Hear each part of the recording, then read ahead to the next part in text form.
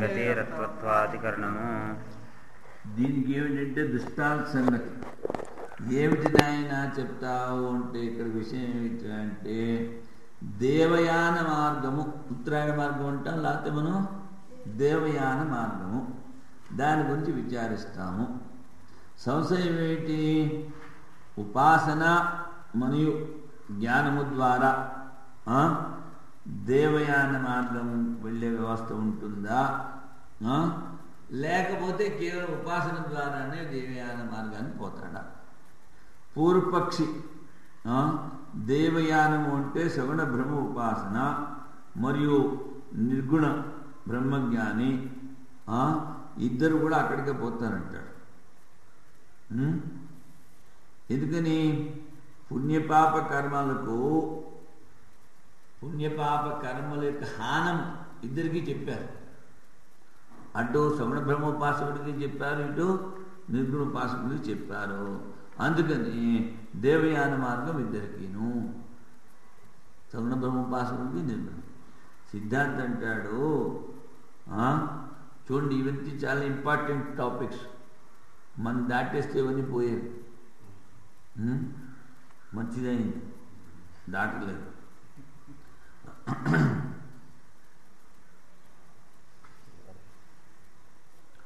ఉపాసన ద్వారా బ్రహ్మలోక ఫల ప్రాప్తి. వాడు ఉపకోసలుడు సత్యకాముడు వానికి మార్గం గురించి చెప్తాడు. గతింతే వక్త. నీ గురువు వచ్చి అగ్ని చెప్తారు, కంబ్రహ్మ అని చెప్పినప్పుడు, ప్రాణం చెప్పినప్పుడు మళ్ళీ ఏం చెప్తాడు? ఆచార్యస్తే గతిం వక్త. నీ గురువుగారు నీకు, ఎందుకంటే ఒక్కడి శిష్యుడికి ఇంకోటి బోధ చేయకూడదు. పూర్తిగా బోధ చేస్తే వాడు మళ్ళీ శాపానికి అర్హుడు అవుతాడు. అందుకని నేను పూర్తిగా చెప్పను నాయన, కొంచెం వదిలిపెట్టేసేయాలి, అది వచ్చి నీ గురువుగారు నీకు చెప్తాడు అని చెప్తాడు. అంటే ఏంటి? ఆ ఉపకోసల విద్య ఏమిటి? సగుణ బ్రహ్మోపాసన విద్య. దాని ద్వారా ఎక్కడికి పోతాడు? వాడు మార్గాన్ని చింతన చెయ్యాలి అని అక్కడ ఉంది. మార్గ చింతన ఎందుకు చేయాలి? మార్గం ద్వారా వెళ్ళాలి కనుక. అదే ఇక్కడ చెప్తున్నాను. ఏమిటి? ఉపాసన ద్వారా నువ్వు మార్గ చింతన చేసి బ్రహ్మలోకానికి పోతావు. అక్కడ కింటు రోగ నివృత్తి, మందు తీసుకున్నావు, రోగ నివృత్తి అయిపోయింది, నువ్వు నీ ఆరోగ్యాన్ని పుంజుకున్నావు. మరి ఇక్కడ వెళ్ళడం రావడం ఏమీ లేదు కదా. అదేవిధంగా నిర్గుణ జ్ఞానులకి అవిద్యా నివృత్తి ద్వారా మోక్షం ఎక్కడికి రావడం పోవడం ఉండదు. అవిద్యా నివృత్తి మాత్రం మార్గ చింతన, మార్గం గురించి ఏమీ ఆలోచించాల్సిన పని లేదు. అందుకని ఉపాసకులకు మాత్రమే దేవయాన మార్గము, జ్ఞానులకి కాదు. తస్య ప్రాణ ఇహేవ ప్రలీయంతే న తస్య ప్రాణ ఉత్క్రామంతి. ప్రాణ అంటే సూక్ష్మ శరీరములో ఉన్నటువంటి భూత సూక్ష్మములు ఇక్కడ భూత సూక్ష్మంతో లీనమైపోతాయి. శరీరాన్ని గంగలో పడేస్తారు, లేకపోతే కాల్చేస్తారు, పాతి పెట్టేస్తారు, ఏదో అవుతుంది. అజ్ఞానం లేదు కారణ శరీరాన్ని. ఇంకేముంది? ఘటాకాశం మహాకాశం ఒకటే.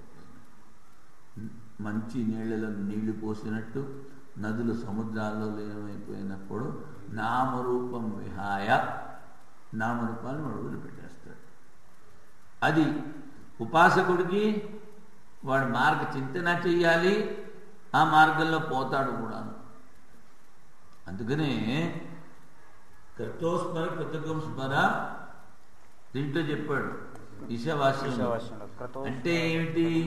ఇప్పుడు ఇది సమయము, నేను ఏవైతే చేశానో వాటిని స్మరించుకుని నన్ను ఆగి దాని ముందేంటి? ఓం క్రతోస్మర కృతగం స్మర క్రతోస్మర కృతగం స్మర అగ్నేనయ సుపథ రాయే రాయే కర్మఫలాయ సుపథ మంచి మార్గంలో తీసుకెళ్ళు. దేవయానంలో ఇక్కడ తీసుకోవచ్చు. అగ్నేనే సుపథ రాయే నువ్వు నీకు అన్నీ తెలుసు. నేనేమి చేశాను, ఇది టైం, నేనేమేమి చేశానో నా సంకల్పాలు ఇవన్నీ కూడా నువ్వు స్మరణ చేసుకో. ఈ టైంలో నేనేం చేయలేను, నీ పూర్తిగా నమస్కారం పెడతాను. చూడు మార్గయాత్ర. అందుకనే 8 మంత్రాల వరకే జ్ఞానకర్మ. మిగిలినవి కర్మ ఉపాసనల 3 మంత్రాల సముచ్చయము, సంభూతి అసంభూతుల సముచ్చయం 3 మంత్రాలు, 4 మంత్రాలు మార్గయాత్ర.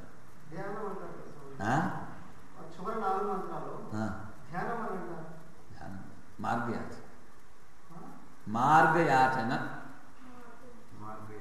అగ్నేనే సుపథ రాయే.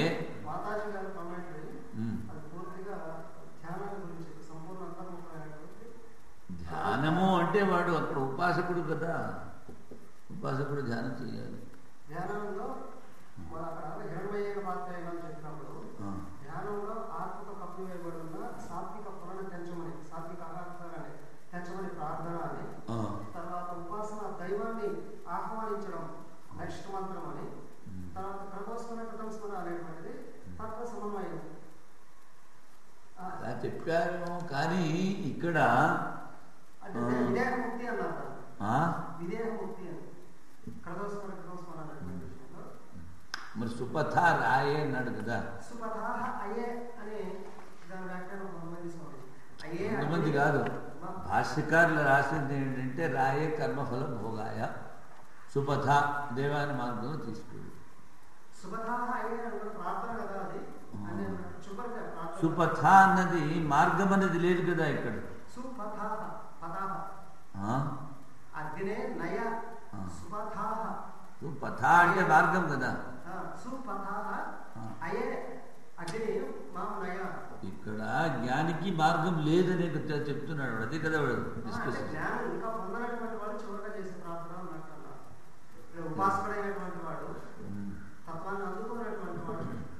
అంటే అక్కడ మామూలుగా శ్రవణ నిధ్యాసనం చెప్పినప్పుడు మనకి ఆత్మతత్వము 3 శరీరముల వేరుని 8వ మంత్రంలో చెప్పారు కదా. తర్వాత ఎవడైతే ఏకత్వాన్ని చూస్తున్నాడో తనలో అందరిని చూస్తున్నాడో అందరిలో తను చూస్తున్నాడు. అక్కడ జీవన్ముక్తి వచ్చేసినట్టే.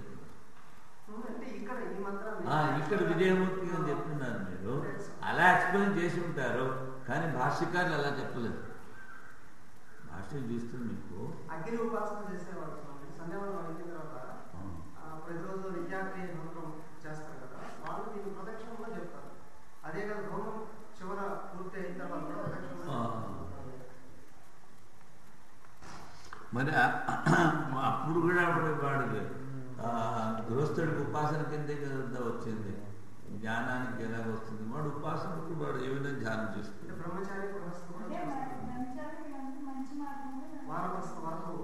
వానప్రస్థుల వరకు పనికొస్తుంది. అంటే ఇప్పుడు మనం ఎలా పోతాం, మనం ఎక్కడ పోతాం వేరే సంగతి. విషయం ముందు చక్కగా మనం నిశ్చయం చేసుకోవాలి కదా.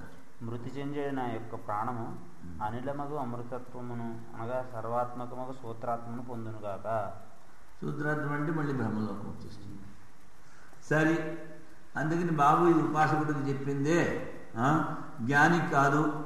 వాడు రోగం పోయినట్టుగాను స్వస్థత ఆరోగ్యాన్ని చేకూర్చుకున్నట్టు వాడికి ఇక్కడికి ఏమన్నా అజ్ఞాన నివృత్తి అని చెప్పారు. ఇది గతేరర్థవత్వాధికరణం. ఉపాస్తి బోధయోర్ మార్గే సమో యద్వా వ్యవస్థిత. ఉపాస్తి బోధయో, బోధ అంటే ఆత్మబోధ జ్ఞానం, ఐక్యబోధ. ఉపాస్తి అంటే ఉపాసన. వీళ్ళిద్దరికీ కూడా ఒకటే మార్గమా, మార్గములు వేరా? సమయే ఉత్తరో మార్గం, ఇద్దరికి ఉత్తర మార్గం చెప్పే. కర్మహానవత్ పుణ్యపాపాలు వదిలిపెట్టేశారని చెప్పావే ఇద్దరును, అలాగే వీళ్ళిద్దరికీ కూడా బ్రహ్మలోక మార్గం చెప్పే.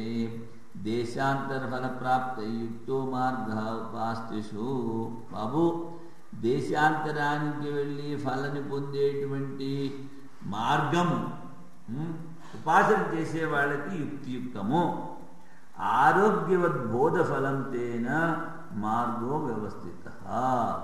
ఇక్కడ ఇది ఆరోగ్యం ఏ విధంగా అయితే మందులు తీసుకుని మళ్ళీ ఆరోగ్యాన్ని పొందుతున్నామో అదేవిధంగా బోధఫలం తేన మార్గో వ్యవస్థిత.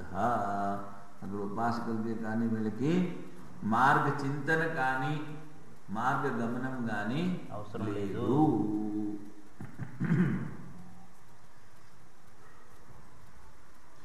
చతుర్థాధ్యాయం 3వ పాదంలో వక్షమానో అచ్చిరాది మార్గ.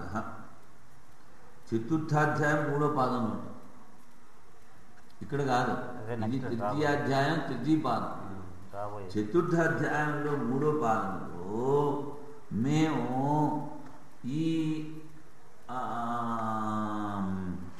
దక్షిణాయన మార్గాన్ని గురించి చెప్తాం. అర్చిరాది మార్గం సగుణ బ్రహ్మోపాసకస్య నిర్గుణ బ్రహ్మతత్వవిదశ్చ సమానేవ.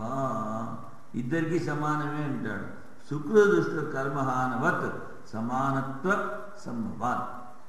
సగుణ బ్రహ్మోపాసకుడు నిర్గుణోపాసకుడు ఇద్దరూ కూడా పుణ్యపాపాలను ఎక్కడ వదిలిపెట్టేస్తారు అని చెప్పారు కనుక ఇద్దరికి ఒకటే మార్గం వాళ్ళని పూర్వపక్ష. ఇది ప్రాప్తే బ్రహ్మ ఉపాస్తి ప్రాప్తస్య బ్రహ్మలోక ఫలస్య దేశాంతరవర్తిత్వాది ఉక్త తత్ర మార్గ. ఉపాసన యొక్క ఫలము బ్రహ్మలోక గమనము దేశాంతర ప్రాప్తి, ఇది మార్గం చెప్పారు.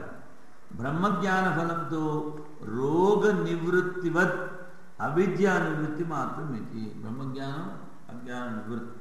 కిం తత్ర మార్గేణ కరణీయం సాత్. అక్కడ మార్గంతో ఏం పనుంది? తస్మాత్ ఉపాసకస్య ఉన్నత జ్ఞానిన. ఉపాసకునికి మార్గం, జ్ఞానికి మార్గం లేదు.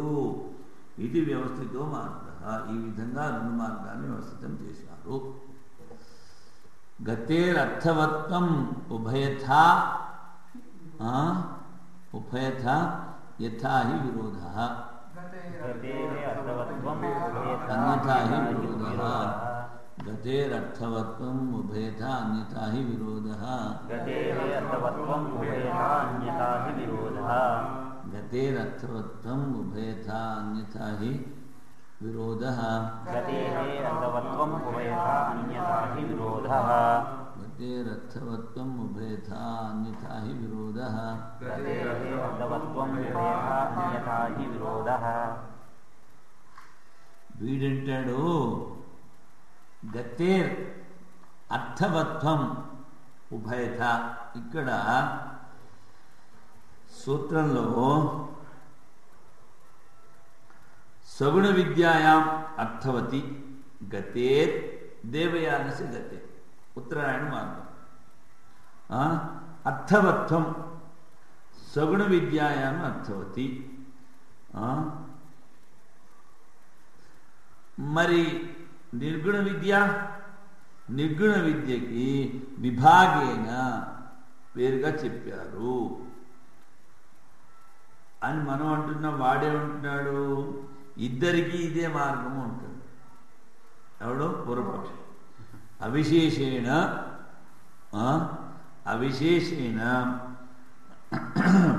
ఎందుకని విద్వాన్ పుణ్యపాపే విధూయ నిరంజన పరమసామ్యం ఉపయతి అన్న శృతికి విరోధం వస్తుంది.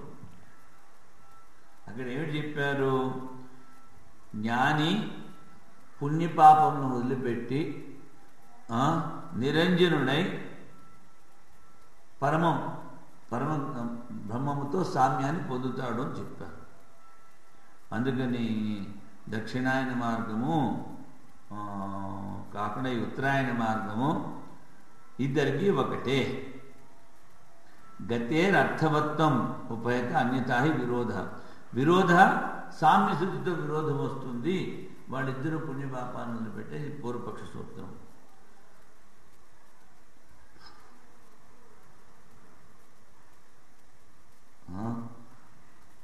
తల్లక్షణార్థోపలబ్ధే లోకవత్ కదా. ఉపపన్నస్తల్లక్షణార్థోపలబ్ధే లోకవత్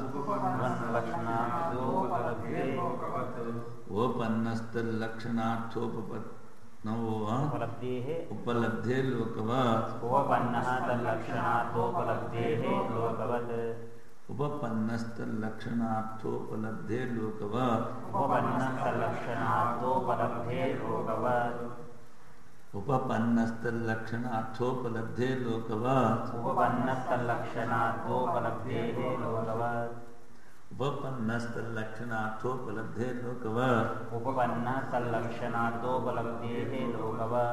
ఉపపన్న అంటే యుక్తియుక్తము.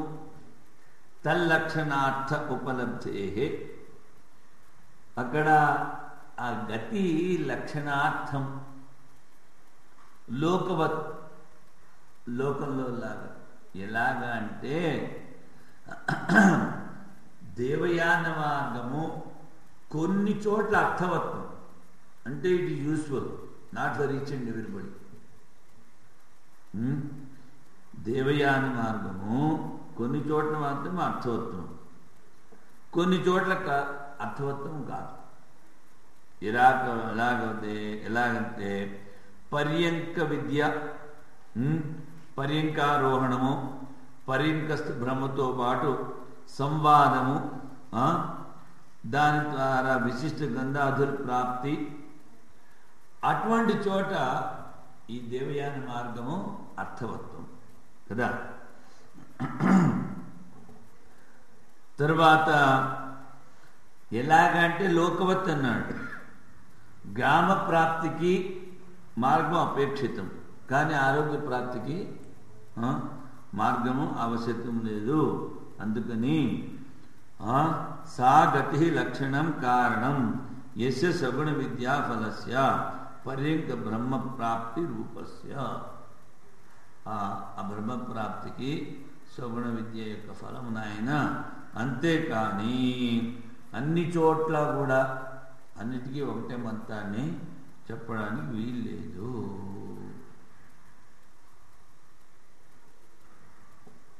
కనుక సగుణ బ్రహ్మోపాసకులకే ఇది అనియమాధికరణము.